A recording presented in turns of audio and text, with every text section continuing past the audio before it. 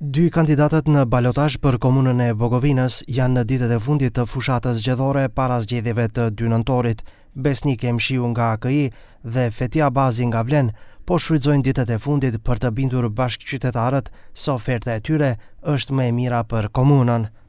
Emshiu, i cili po kërkon edhe një mandat të ri, premton mbylljen e projekteve të nisura dhe nisjen e të rejave. Ne gjatë mandatit 4 vjeçar kemi realizuar shumë projekte, ndër projektet kryesore që i kemi realizuar është rruga e asfaltuar Swiss Center Pirok, rruga e asfaltuar në Bogovinë Selc dhe rruga e asfaltuar Hit Oil Magistral.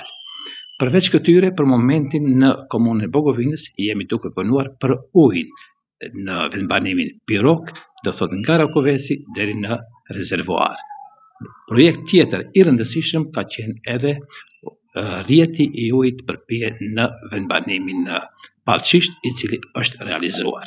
Këto janë projekte, kemi realizuar edhe shumë projekte të tjera, mirë po, projektet të cilët mendohen të realizojnë është salla sportive në Bogovinë. Abazi nga Vlen thotë se në këto ditë të mbetura për fushat, po mundohet të takojë çdo banor për t'ia paraqitur vizionin e tij për Bogovinën.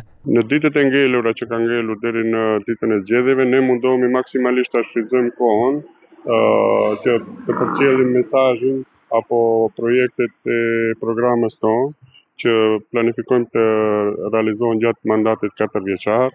Ne gjatë fazës parë, para kampanjës, mendoj në 20 ditëshin e parë, ne jemi munduar maksimum në mënyra të ndryshme, po vazhdimi i asaj është edhe këto ditët e fundit deri te qytetari i fundit.